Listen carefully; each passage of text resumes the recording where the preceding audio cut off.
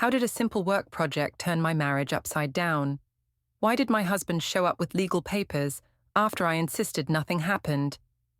The day he asked what my helper's wife thought, I realized my life might never be the same. Before we dive deeper into this story, I have one small request. Please subscribe, drop a like, comment, and hit that hype button to boost this channel so more people can discover these incredible stories. The kitchen felt smaller than usual as I stood at the counter pretending to organize the mail while Graham loaded the dishwasher behind me. The silence stretched between us like a taut wire, broken only by the clink of plates and the hum of our refrigerator. I could feel his eyes on me, that questioning look he'd been wearing for weeks now. "So," Graham finally said, his voice carefully neutral, "another late night at the office tomorrow?" I didn't turn around. The Henderson project deadline is Friday. Alan and I need to finish the data analysis. Alan. The way he said the name made my stomach tighten. "Right, your project partner." That's what I said. I shuffled through the electric bill, the mortgage statement, anything to avoid looking at him. "This is a big opportunity for me, Graham. For us. If we land this client, it could mean a promotion." Graham shut the dishwasher with more force than necessary. "How long have you been working with him now? 3 months? It's not about how long. It's about getting the job done." I finally turned to face him, crossing my arms.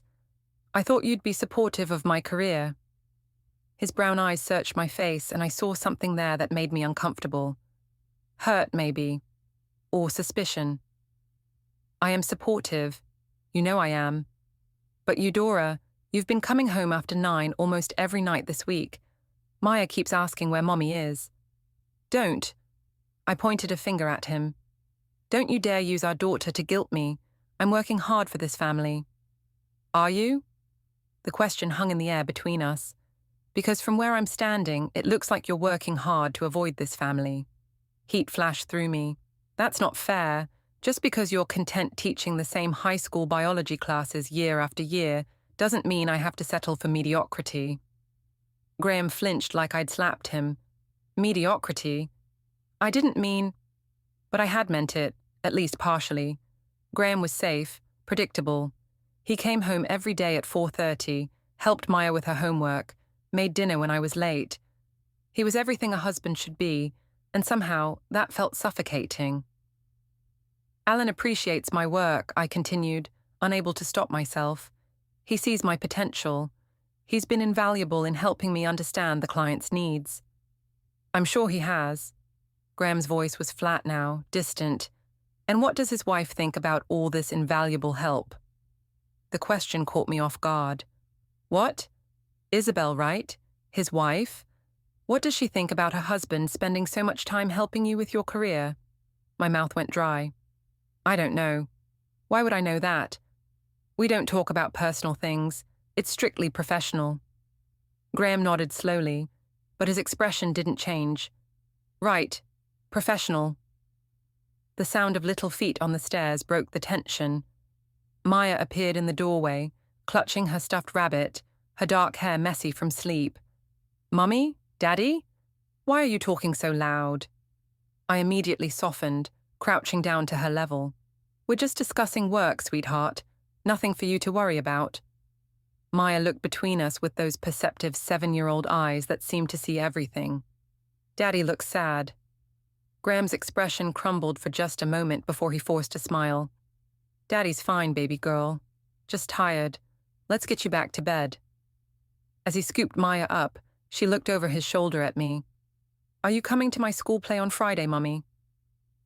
Friday, the day of our deadline, the day Alan and I had planned to.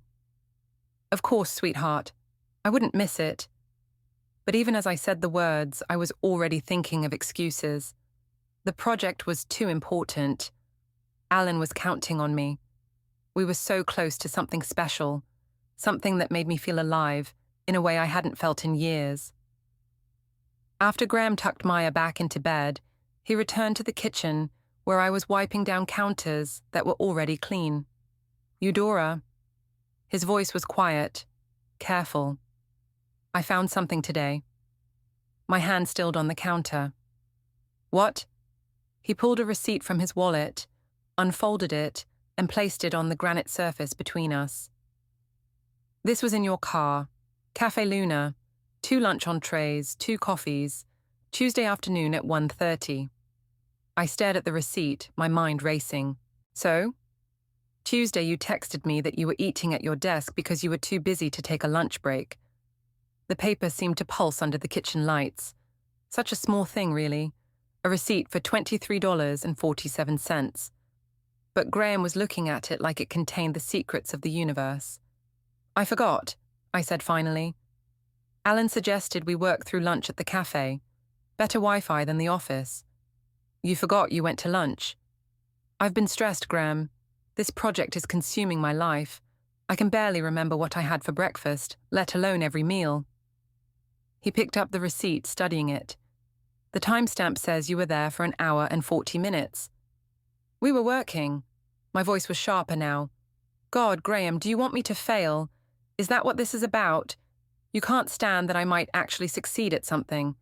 That's not... Because that's what it sounds like.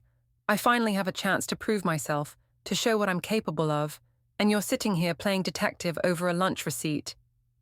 Graham's jaw tightened. I'm not playing detective. I'm trying to understand why my wife has become a stranger. I haven't changed. You're just paranoid. Am I? He folded the receipt carefully, precisely, and put it back in his wallet. Maybe I am. Maybe I'm seeing things that aren't there. But his tone suggested he didn't believe that for a second, and as he walked out of the kitchen, leaving me alone with my racing heart and sweaty palms, I realized that this was just the beginning. I pulled out my phone and opened my messages. Working late again tomorrow. Graham's being difficult about it. Alan's response came quickly. Want to talk about it over coffee in the morning? Yes. Café Luna at 8. See you there. I deleted the conversation, something I'd been doing more and more lately. It was just easier that way. Less complicated. Graham didn't need to see every little work communication. He wouldn't understand the pressure Alan and I were under, the way we'd become a team, the way he looked at me like I was brilliant and capable and worth his time, the way he made me feel like myself again. The office felt different at night. During the day, it buzzed with activity, phones ringing, keyboards clicking, the constant hum of productivity. But after 7 p.m., when the cleaning crew had finished, and the security lights cast long shadows across the cubicles, it became something else entirely. Intimate, private. I glanced at Alan across the conference table, his sleeves rolled up, tie loosened, dark hair falling across his forehead as he studied the spreadsheet on his laptop. The blue glow of the screen highlighted the sharp line of his jaw, the way his lips moved slightly as he read through the data. The quarterly projections don't match Henderson's expectations, he said, not looking up.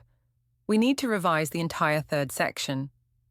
Again, I sighed, leaning back in my chair. We've been at this for 3 hours. I know. He finally looked at me, and something in his expression made my breath catch. You don't have to stay, I can finish this myself. No. The word came out too quickly, too forcefully. I mean, we're a team. I'm not leaving you to do this alone. A smile tugged at the corner of his mouth. Graham's probably wondering where you are. At the mention of my husband's name, guilt twisted in my stomach. I'd texted him 2 hours ago that I'd be late, but I hadn't said how late. Maya would be asleep by now. Graham would be grading papers in his study, occasionally checking his phone, wondering when I'd come home. Graham understands, I said. He knows how important this is. Does he? Alan's fingers paused over his keyboard. Because if I were him, I'd be asking questions. What kind of questions? Alan shrugged, but there was something calculated about the gesture. About why his wife spends more time with her coworker than she does with her family. It's not like that. But even as I said it, I wondered if it was true. When had I started looking forward to these late nights more than going home? When had Alan's approval become more important than Graham's? Isn't it? He closed his laptop and leaned forward, elbows on the table. Eudora, we both know this project could have been finished weeks ago. The confession hung between us like a live wire. He was right. We'd been drawing it out, finding excuses to meet, to work late, to grab coffee and lunch, and those long conversations that had nothing to do with data analysis and everything to do with the way he listened to me. Really listened. Like every word I said mattered. The client wants perfection, I said weakly. The client wants results, which we could deliver tomorrow if we wanted to. His voice was soft, almost hypnotic, but then we wouldn't have a reason to. To what? To be here, together, like this. My phone buzzed on the table. Graham's name flashed on the screen. Maya's asking for you. Everything okay? I stared at the message, my thumb hovering over the keyboard. The smart thing would be to go home, to kiss my daughter goodnight, to curl up next to my husband, to pretend this conversation with Alan had never happened.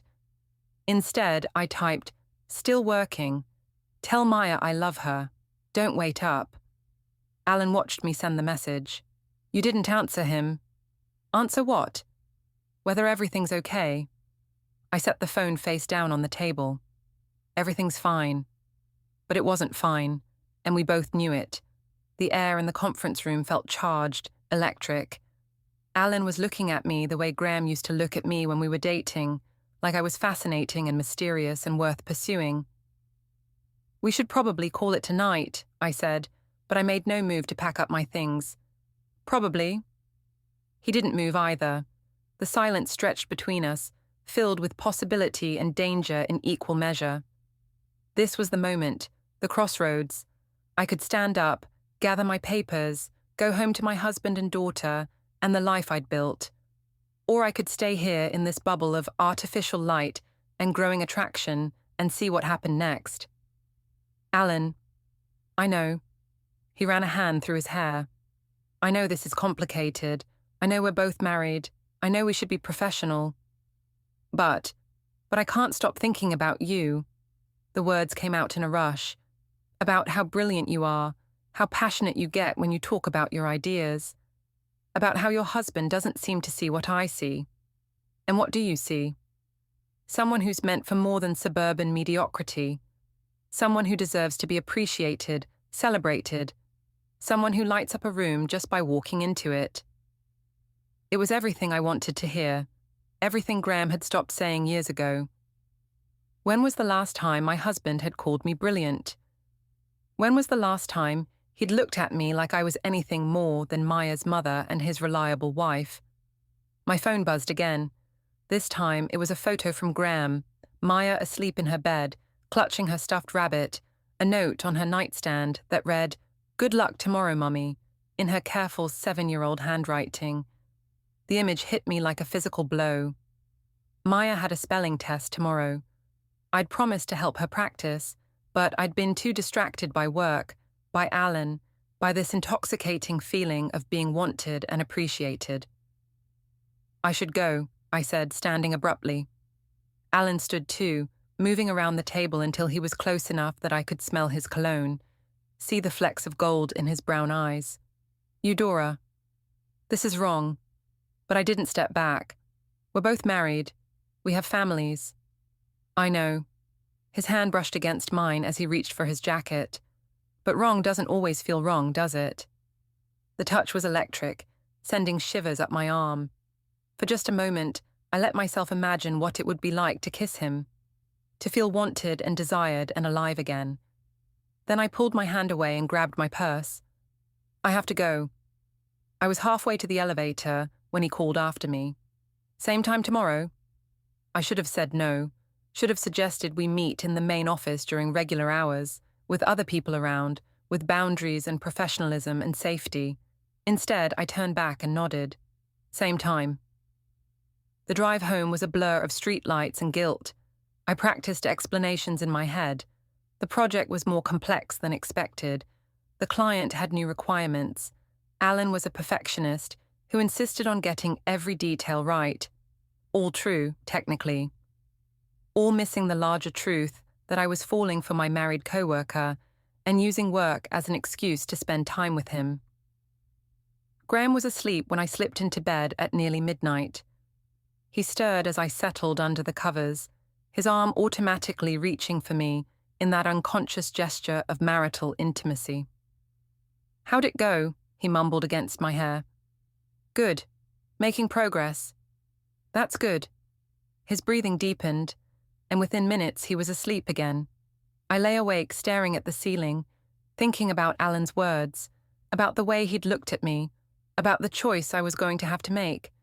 Because this couldn't continue indefinitely. Eventually, something would have to give. What I didn't realize was that Graham was already 3 steps ahead of me, and the evidence I thought I was hiding so carefully was building into a case I couldn't deny. Café Luna had become our place. Not officially, not in any way we'd ever acknowledge out loud, but in the 3 weeks since that night in the conference room, we'd met there almost daily. Always for work, always with laptops and papers spread between us like a shield against the growing tension that had nothing to do with data analysis. I arrived first, as usual, claiming our corner table by the window. The morning rush was winding down, leaving mostly freelancers and retirees scattered throughout the cozy space.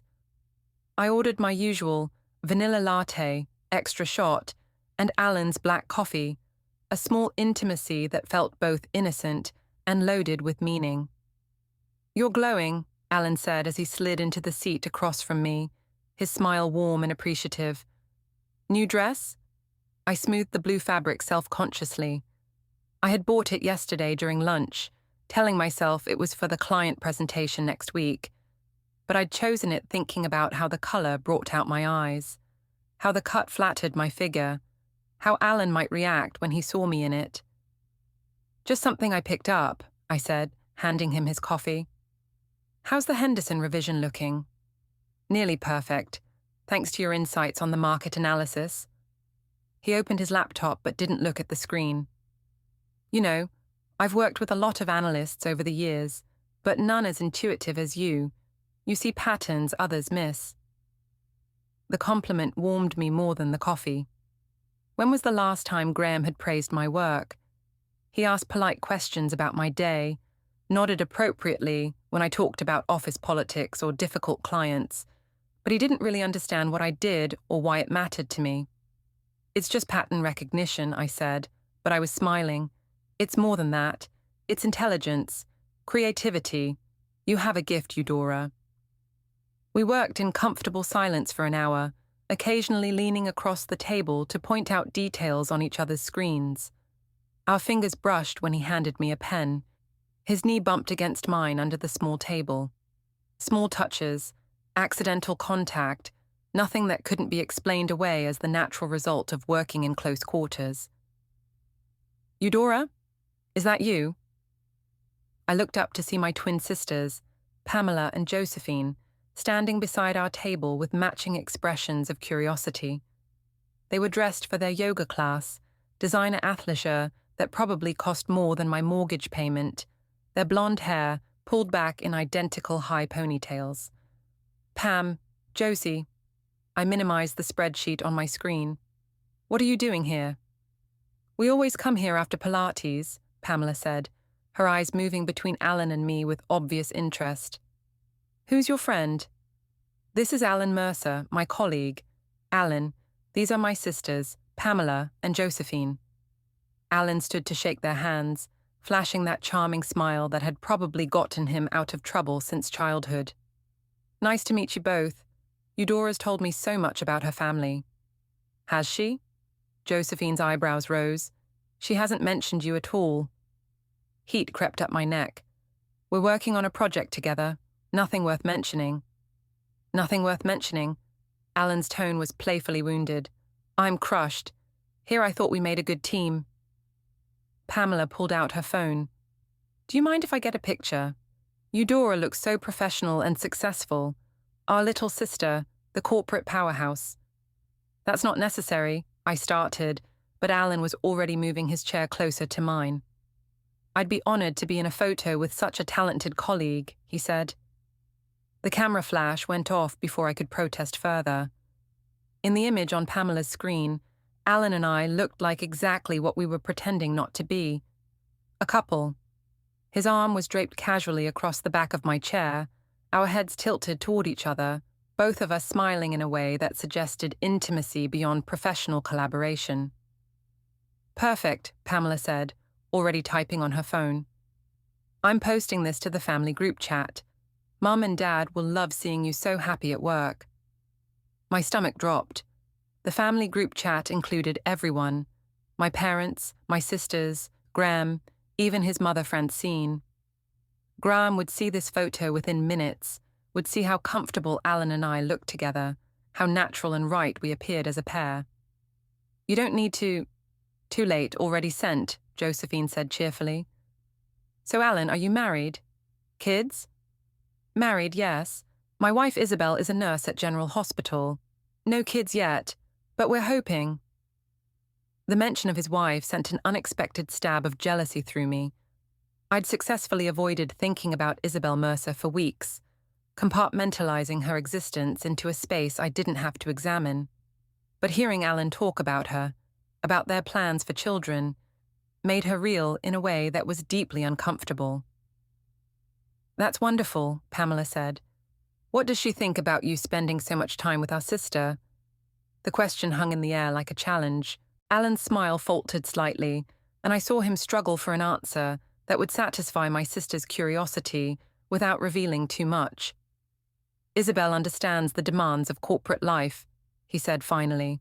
She's very supportive of my career. I'm sure she is, Josephine said, but there was something knowing in her tone. Well, we should let you get back to work. Eudora, we're having dinner at Mom and Dad's Sunday. You and Graham should come. We'll try, I said, though I was already thinking of excuses. Family dinners had become minefields lately, with too many questions about work and too many opportunities for Graham to notice things I didn't want him to notice.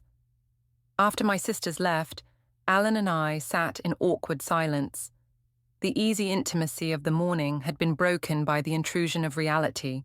Spouses, families, the complicated web of relationships we were both choosing to ignore. That photo, I said finally. I know. He closed his laptop. Maybe we should be more careful about where we meet. Maybe we should be more careful about meeting at all. The words surprised me as much as they surprised him. Part of me meant it, the rational part that knew this was heading toward disaster. But a larger part was already missing him, already thinking about when I'd see him next. Is that what you want? He asked quietly. My phone buzzed. A text from Graham. Saw the photo Pam posted. You look happy? How's the project going? Such a simple message, but I could read the subtext. Graham had noticed something in that picture, some spark or connection that couldn't be explained by professional collaboration alone. He was giving me a chance to explain, to reassure him, to choose our marriage over whatever this was with Alan. I should have taken it. Should have texted back that the project was almost finished, that I'd be home early tonight, that I loved him and missed him and wanted to work on us. Instead, I put the phone face down on the table without responding. No, I told Alan, it's not what I want. His smile was relieved and hungry and dangerous all at once. Good, because I don't think I could stay away from you if I tried. We gathered our things and walked out of the cafe together, and I told myself we were just colleagues, just friends, just two people working toward a common goal. But when Alan's hand brushed against my lower back as he held the door open, when he leaned close to whisper something about the Henderson account, when he looked at me like I was the most fascinating woman in the world, I knew I was lying to myself. And somewhere across town, Graham was staring at a photo on his phone, seeing what my sisters had seen, what anyone with eyes could see, that his wife was falling for another man, and she didn't even have the decency to hide it properly. Sunday dinner at my parents' house had always been a command performance, but tonight felt different, more charged. As Graham and I walked up the familiar brick pathway, Maya skipping ahead of us, I could sense his tension in the set of his shoulders, the way he kept glancing at me sideways. "Remember," I said quietly, "we're here to have a nice dinner with family. No drama." "I'm not the one causing drama," he replied, but his voice was level, controlled.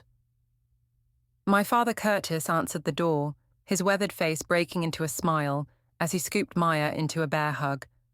At 61, he still had the broad shoulders of the construction foreman he'd been before retirement, though his hair had gone completely silver. "There's my favorite granddaughter," he boomed. "I'm your only granddaughter, Grandpa," Maya giggled. "Details," he said, winking at her before turning to us. "Graham, Eudora, come in, come in.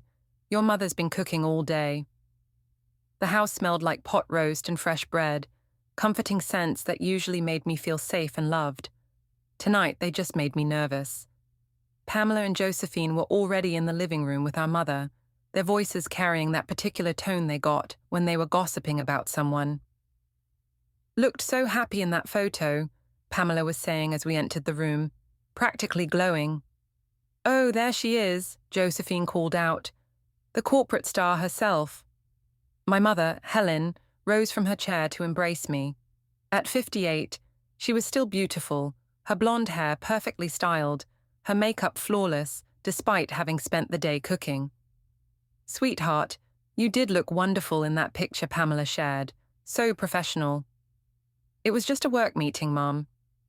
"With a very handsome colleague," Pamela added with a meaningful look. "What did you think of the photo, Graham?" I felt Graham stiffen beside me. "I thought Eudora looked happy." "She did, didn't she?" Josephine settled back into her chair with obvious satisfaction. "It's nice to see her thriving at work. Some husbands get threatened when their wives succeed, but you're not like that, are you, Graham?" The question was loaded with implication, designed to put Graham in an impossible position. If he agreed, he was admitting there was something to be threatened by. If he disagreed, he looked insecure and controlling. "I've always supported Eudora's career," he said carefully. "Of course you have," my mother said, but there was something in her tone that suggested she'd heard otherwise. "Curtis, why don't you get everyone drinks? Dinner will be ready soon." As my father distributed wine glasses and Maya settled in front of the television with her tablet, the conversation inevitably drifted back to my work. I found myself embellishing stories about the Henderson project, making it sound more challenging and important than it was, painting myself as indispensable to the team's success.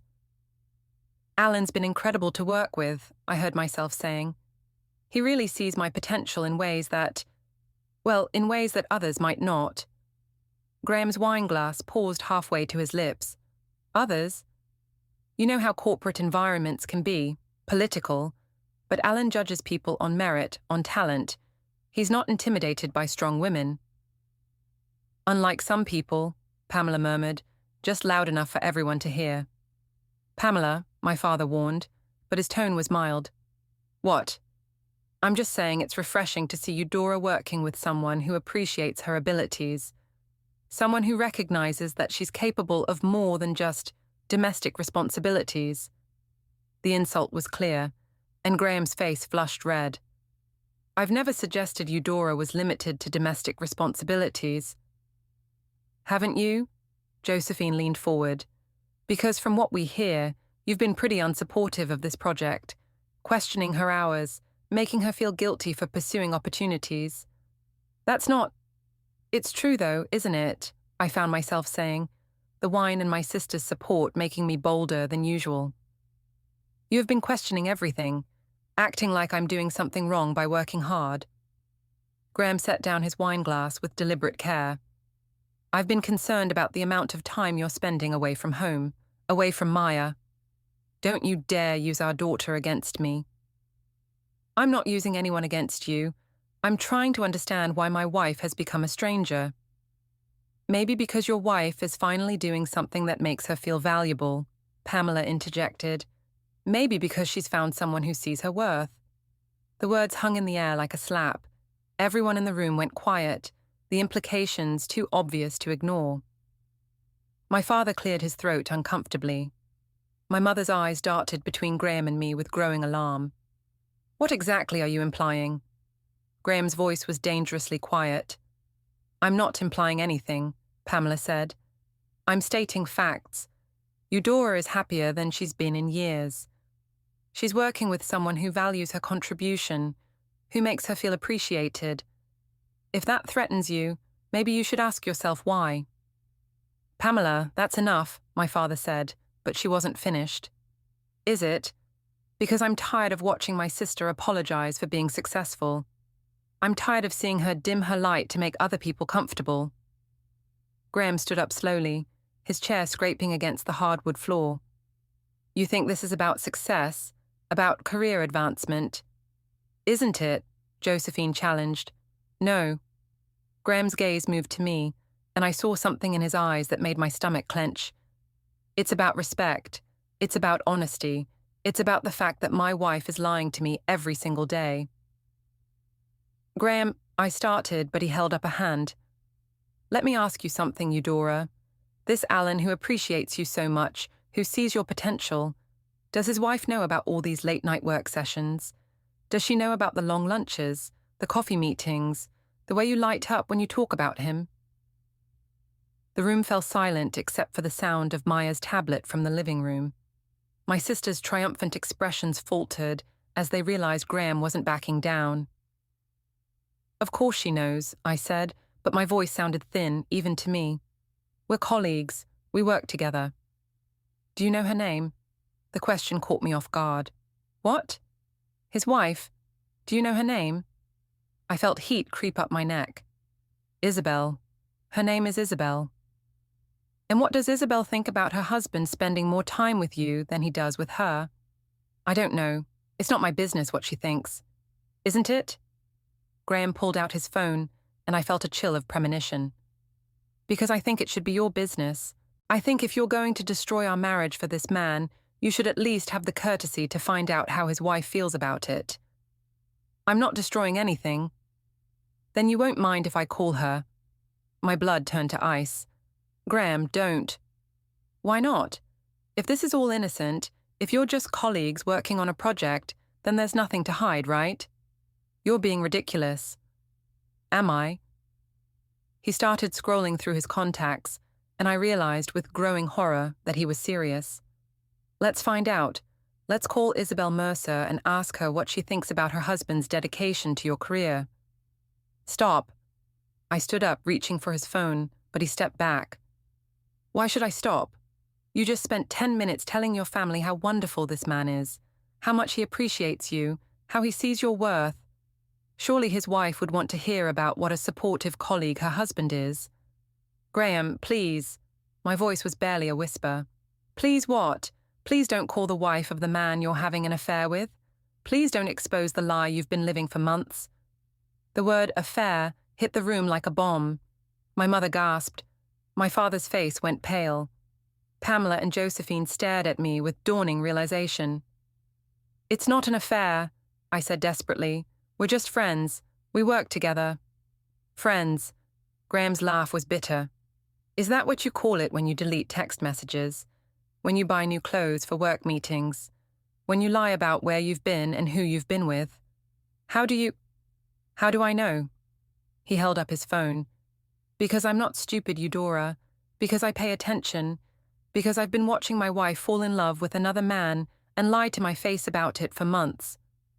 From the living room came Maya's small voice. Mummy? Daddy? Why are you yelling? The sound of our daughter's confusion and fear cut through the tension like a knife. Graham's expression crumbled, and I saw the full weight of what I'd done reflected in his eyes. I need some air, he said quietly, heading for the door. Graham, wait. But he was already gone, leaving me standing in my parents' dining room, surrounded by the wreckage of my family's respect and my own carefully constructed lies. The silence stretched until my father finally spoke, his voice heavy with disappointment. Eudora, what have you done?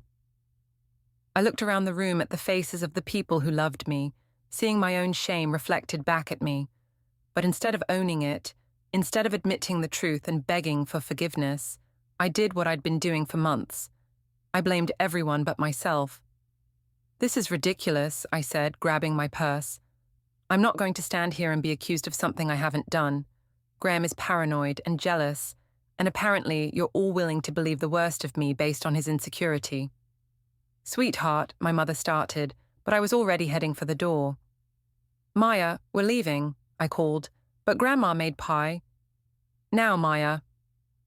As we drove home in tense silence, Maya asking worried questions I couldn't answer, I told myself that Graham had overreacted, that my family had turned against me, that I was the victim of their small-minded suspicions. But deep down, in a place I wasn't ready to examine, I knew the truth. And I knew that Graham's threat to call Isabel Mercer wasn't empty. He was done playing games, done accepting lies, done being the fool in his own marriage. The reckoning I'd been avoiding was finally coming, and no amount of justification was going to save me from the consequences of my choices. The cafe felt different on Monday morning. What had once been our sanctuary now felt exposed, dangerous. I arrived early, choosing a table in the back corner, away from windows and foot traffic. When Alan walked in, I could see the tension in his shoulders, the way his eyes scanned the room before settling on me. "We need to talk," I said before he'd even sat down. "I know." He pulled out his chair but didn't order coffee. "Isabel asked me about you last night." My stomach dropped. What did she ask? "She wanted to know why I've been working so many late nights, why I mention your name so often, why I seem distracted lately." "What did you tell her?" "The truth, that we're working on an important project, that you're a valued colleague, that it's strictly professional." But his voice lacked conviction, and we both knew why. What had started as professional collaboration had evolved into something neither of us wanted to name, but both of us felt. "My husband thinks we're having an affair," I said quietly. Alan's coffee cup froze halfway to his lips. "Are we?" The question hung between us like a live wire. Technically, we hadn't crossed any physical lines. No kisses, no embraces, no hotel rooms or secret rendezvous. But we both knew that affairs weren't just physical. They were emotional, intellectual, spiritual. They were about connection and attention and the way someone made you feel about yourself. "I don't know," I whispered. "I do." He leaned forward, his voice intense. "We are. Maybe not in the way people usually mean, but we are. And it's killing me." "Alan." "No, listen to me. I go home to Isabel every night, and I feel like I'm betraying her. Not because of anything we've done, but because of everything I want to do. Because when I'm with you, I forget I'm married. I forget I have responsibilities to anyone else." His honesty was like a punch to the chest. "We should stop seeing each other." "Should we?" He reached across the table, his fingers barely brushing mine. "Because I don't think I can. I don't think you can either." He was right, and that terrified me. The thought of going back to my regular routine, of not having these stolen moments with him, of returning to the mundane reality of my marriage, felt like suffocating. "Graham threatened to call Isabel," I said. Alan went pale. "What?" "Last night at my parents' house. He said if everything was innocent, I wouldn't mind him calling your wife to discuss our working relationship." "Jesus." Alan ran his hands through his hair. "What did you tell him?" "That he was being paranoid, that there was nothing to hide." "And did he believe you?" I thought about Graham's expression as he'd walked out of my parents' house, the cold determination in his eyes. No, I don't think he did. We sat in silence, both contemplating the implications. If Graham called Isabel, if he shared his suspicions with her, everything would unravel. Our spouses would compare notes, ask questions, demand answers we weren't prepared to give. "Maybe that wouldn't be such a bad thing," Alan said quietly. "What do you mean?" "Maybe it's time to stop pretending, to admit what this is and deal with the consequences." "The consequences?" I stared at him. Alan, we're both married. We have families, responsibilities. The consequences would be devastating. Would they, or would they be liberating? Before I could answer, my phone rang. Graham's name flashed on the screen, and my heart hammered against my ribs. Don't answer it, Alan said, but I was already sliding my finger across the screen. Hello? Where are you? Graham's voice was calm, which somehow made it more frightening than if he'd been yelling. Having coffee before work. Why? With Alan? The question was a trap, and we both knew it. If I lied and he already knew the truth, I'd be caught. If I told the truth, I'd be confirming his suspicions. We're going over the Henderson presentation, I said finally. I see. And where exactly are you having this presentation review? Another trap. If I said the office, he could check. If I said a cafe, he'd want to know which one and why we weren't meeting at work. Graham, what is this about? It's about the fact that I've been doing some research, Eudora, about your project timeline, about your work schedule, about the man you've been spending so much time with. My mouth went dry. Research? Did you know that Alan Mercer's wife works at the same hospital as my mother? Small world, isn't it? The blood drained from my face. Graham's mother, Francine, was a nurse at General Hospital, the same hospital where Isabel worked. They probably knew each other, might even be friends. Graham, they had an interesting conversation yesterday about their spouses' work habits, about the long hours and late nights and mysterious projects that never seem to end. Alan was watching me with growing alarm, able to hear enough of the conversation to understand that we were in serious trouble. I can explain. I'm sure you can. You've gotten very good at explaining things lately. But I don't want to hear it from you anymore, Eudora. I want to hear it from someone who might actually tell me the truth. What does that mean? It means I'm going to have lunch with Isabel Mercer today. We're going to compare notes about our hard-working spouses and their dedication to this never-ending project. The line went dead. I stared at the phone, my hands shaking. What did he say? Alan asked. He's having lunch with your wife? Today? Alan's face went white. Shit, shit, shit, shit. We have to warn her. We have to call her and say what? Hi, honey. My co-worker's husband is going to ask you about our relationship, so please lie for us. That's not going to work, Eudora. He was right. There was no way to prepare Isabel for Graham's questions without revealing the very thing we'd been trying to hide. And if she was anything like the woman Alan had described, honest, straightforward, trusting, she wouldn't lie, even if we asked her to. What are we going to do? Alan closed his eyes, and when he opened them, I saw resignation there. We're going to tell the truth. Finally. What truth? Nothing happened between us. Didn't it? He leaned forward, his voice urgent. Look me in the eye and tell me nothing happened. Tell me you don't have feelings for me. Tell me this has all been about work and nothing else. I opened my mouth to lie, to maintain the fiction we'd been living, but the words wouldn't come. Because he was right. Something had happened between us. Maybe not the something our spouses suspected, but something real and powerful and destructive to our marriages. I can't, I whispered. Neither can I. He stood up, pulling out his wallet. I have to go home. I have to talk to Isabel before your husband does. Alan, wait. But he was already walking away, leaving me alone with my cooling coffee and the wreckage of my carefully constructed lies.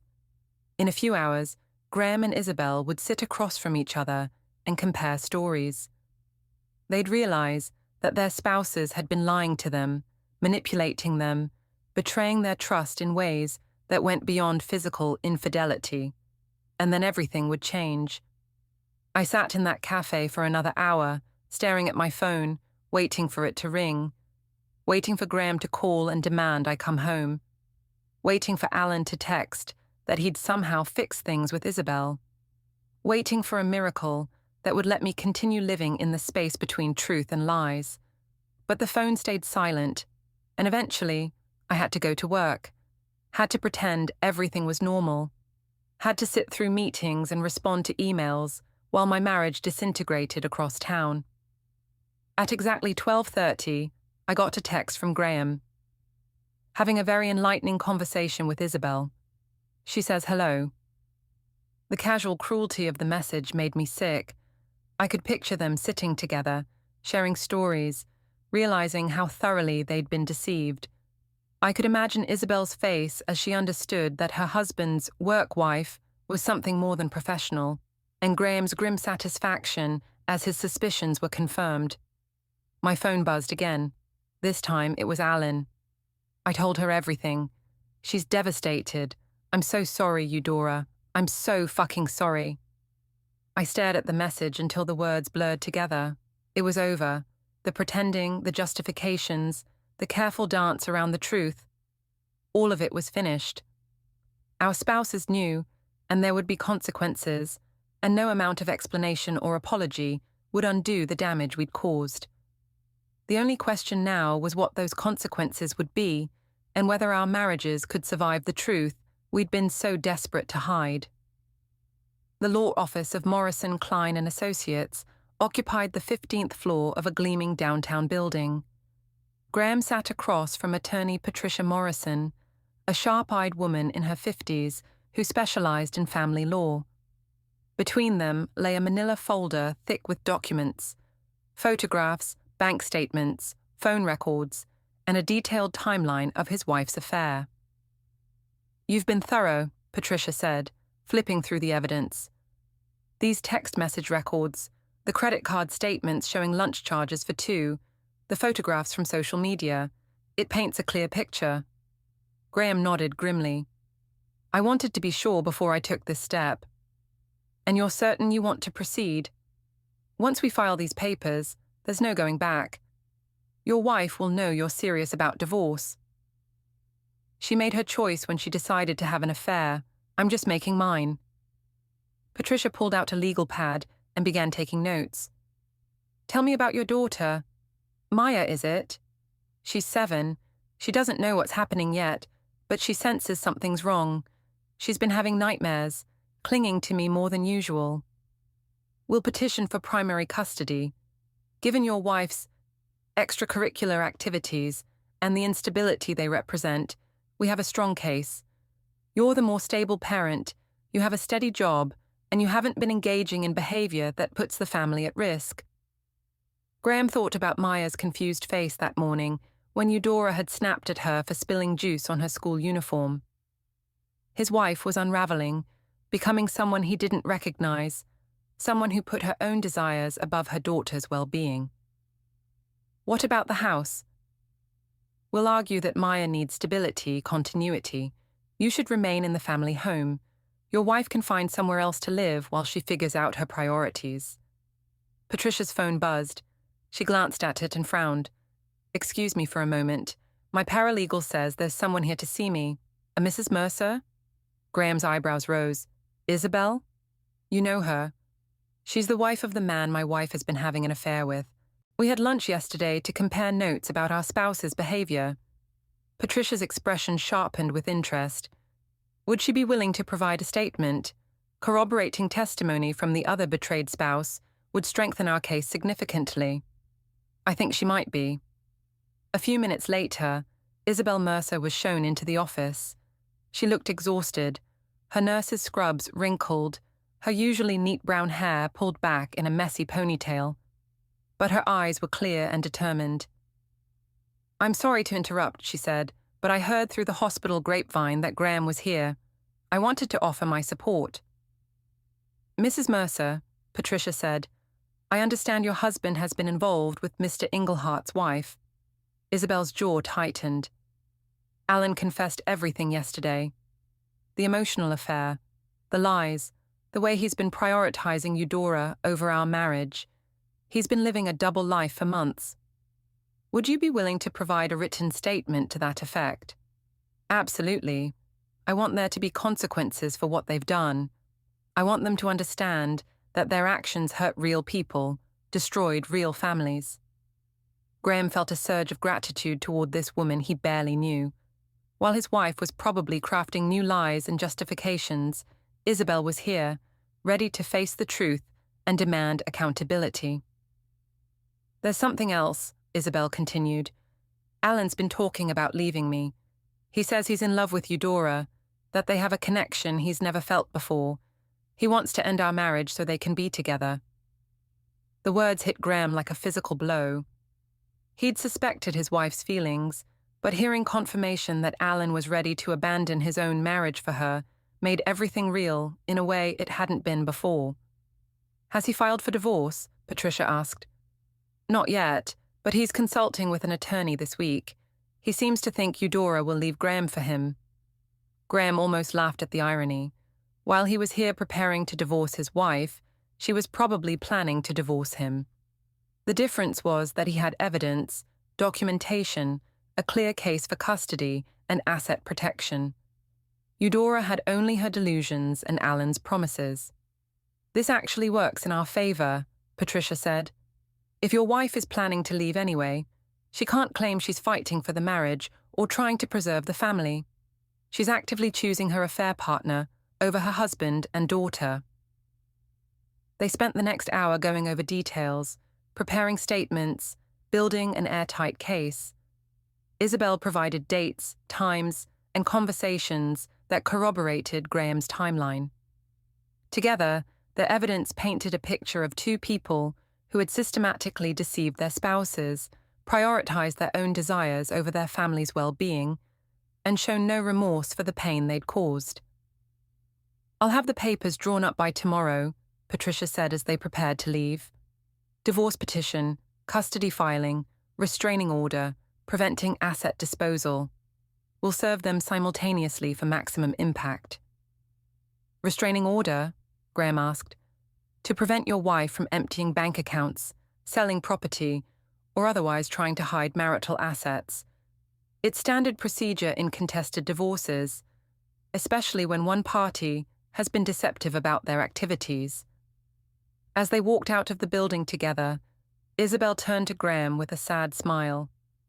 I never thought I'd be in this situation. 15 years of marriage, and he threw it all away for a woman who was willing to lie to her own husband and child. I'm sorry, Graham said. I know this isn't easy. It's not, but I'd rather face the truth than live with lies. At least now I know where I stand. They parted ways in the parking garage, two wounded people who'd found strength in their shared betrayal. Graham drove home slowly, thinking about the papers that would be served tomorrow, about the conversation he'd have to have with Maya, about the life he'd have to rebuild from the ashes of his marriage. Eudora's car was in the driveway when he arrived. Through the kitchen window, he could see her pacing while talking on her phone, probably to Alan, probably planning their next move.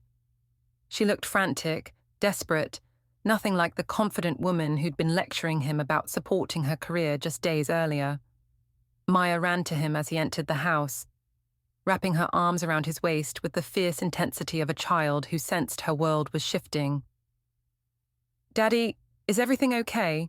Mummy's been crying and talking on the phone all day. Graham knelt down to his daughter's level, looking into her dark eyes that looked so much like his own. Everything's going to be okay, sweetheart. There are going to be some changes, but Daddy's going to make sure you're safe and loved no matter what. Are you and Mommy getting divorced? The question, asked with such innocent directness, nearly broke his heart. We might be, baby girl, but that doesn't mean we love you any less. You're the most important thing in the world to both of us. Maya nodded solemnly, processing this information with the resilience of childhood. Can I still live with you? Yes, Graham said firmly. You can still live with me. From the kitchen came the sound of Eudora's voice, high and strained. I don't care what she told you, Alan. We can make this work. We just need to be smart about it. Graham closed his eyes, thinking about the papers that would be served tomorrow, about the evidence that would be presented, about the reckoning that was finally coming. Eudora thought she was being smart, thought she could manipulate her way out of the consequences of her choices. She was about to learn otherwise. Come on, he told Maya. Let's go make some dinner, just you and me. As they walked toward the kitchen, Eudora looked up from her phone call, her face streaked with tears and mascara. For a moment, their eyes met, and he saw something there. Fear, maybe, or the beginning of understanding that her carefully constructed world was about to collapse. Tomorrow, when the process server knocked on their door, when she was handed the divorce papers and custody petition, when she realized that Graham had been building a case while she'd been building castles in the air, she'd understand that actions have consequences, and that sometimes the quiet, reliable husband you take for granted is the one who holds all the cards.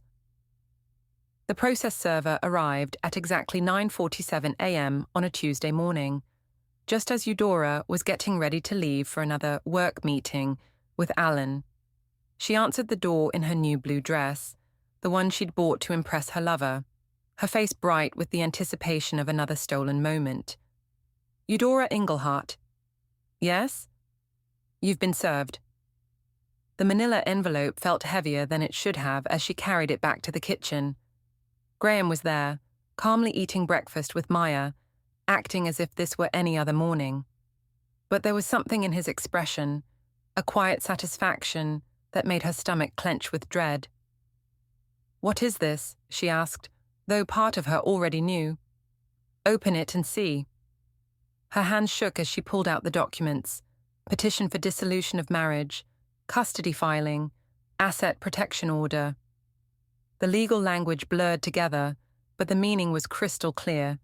Graham wasn't just threatening anymore. He was done. "You can't be serious," she whispered. "I've never been more serious about anything in my life." Maya looked up from her cereal, sensing the tension. "What's wrong, Mummy?" "Nothing, sweetheart," Graham said before Eudora could respond. "Finish your breakfast. We need to leave for school soon." Eudora sank into a chair, still clutching the papers. "Graham, we can work this out. We can go to counseling. We can—" "No." His voice was calm, final. "We can't.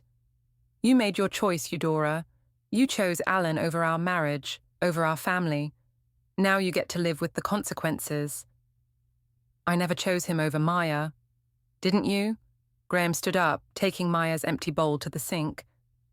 "When was the last time you helped her with homework? When was the last time you read her a bedtime story? When was the last time you put our daughter's needs before your own desires?" The questions hit like physical blows because Eudora couldn't answer them. She'd been so consumed with Alan, with the intoxicating feeling of being wanted and appreciated, that she'd let everything else slide. Her marriage, her daughter, her responsibilities, all sacrificed on the altar of her own selfish needs. "The evidence is all there," Graham continued, nodding toward the papers. "Phone records, credit card statements, witness testimony from Isabel Mercer. Your affair is documented, Eudora. Every lie, every deception, every moment you chose him over us. Isabel talked to you." The betrayal felt fresh and sharp. She had no right. She had every right, just like I had every right to protect myself and my daughter from a woman who's forgotten what loyalty means. Maya slid off her chair and moved to Graham's side, instinctively seeking the safety of the parent who'd been present, who'd been reliable, who'd put her needs first. The gesture wasn't lost on Eudora, and it cut deeper than any legal document could. "Daddy," Maya said quietly, "are we still going to the zoo this weekend?" "Absolutely, sweetheart. Just you and me like we planned." The casual mention of plans Eudora knew nothing about drove home how far she'd drifted from her own family. While she'd been playing house with Alan, Graham had been being a father, making memories, building the kind of relationship that would sustain him through the custody battle to come. "You can't take her from me," Eudora said desperately. "I'm her mother." "You're a woman who chose an affair over her child's stability. The court will see the difference." Graham's phone buzzed. He glanced at it and smiled, actually smiled, for the first time in months. "What?" Eudora demanded. "Alan's been served too. Isabel filed this morning. Apparently he's not taking it as well as you are." The news hit Eudora like a sledgehammer. Alan was being divorced too, but he'd promised they'd figure it out together, that they'd find a way to be together without destroying everything else. He'd made it sound like their love was worth any sacrifice, any consequence. Her phone rang. Alan's name flashed on the screen, and she answered it with shaking fingers. Eudora, thank God. Isabel's lost her mind. She's filed for divorce. She's demanding half of everything. She's trying to destroy me. Graham filed too, she said numbly. Silence on the other end of the line. Then, what do you mean? I mean, I'm holding divorce papers right now. I mean, he has evidence, Alan. Phone records, credit card statements, witness testimony. He knows everything. Another long silence. When Alan spoke again, his voice had changed, become distant and calculating.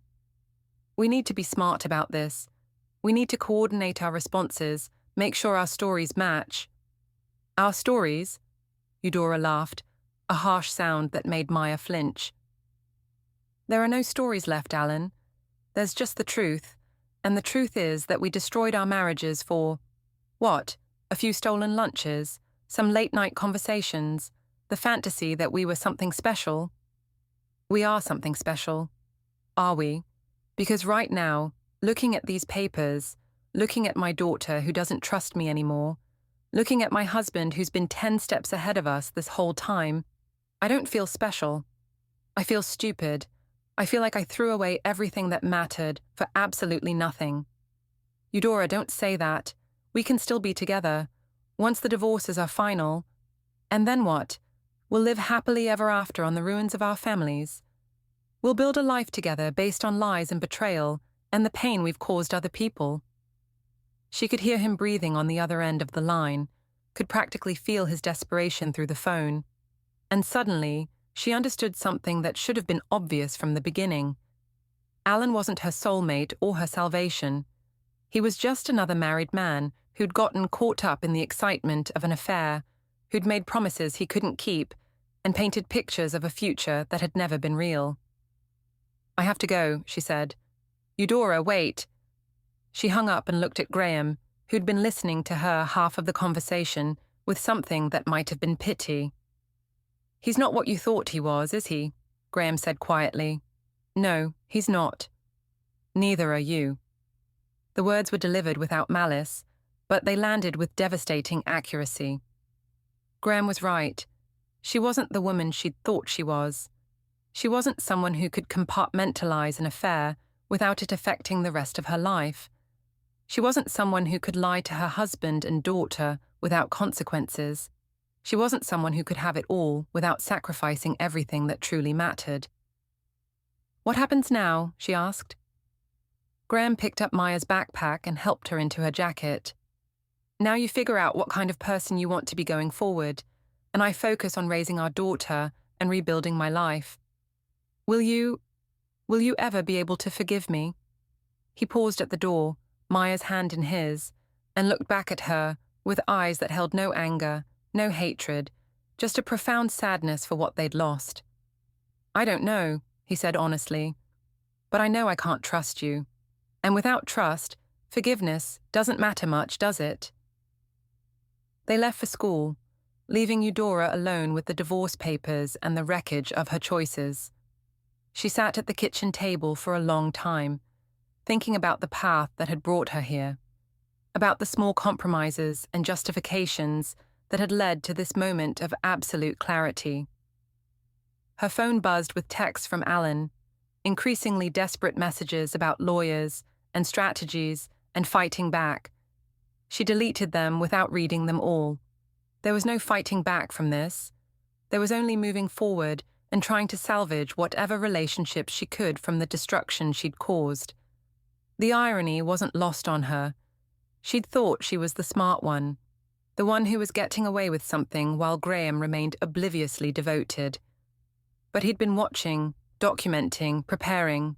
He'd been 3 steps ahead the entire time, building a case while she'd been building fantasies. And now, as she faced the reality of losing her husband, her daughter, and her home, she finally understood the true cost of her choices. The affair hadn't been about love or connection or finding herself.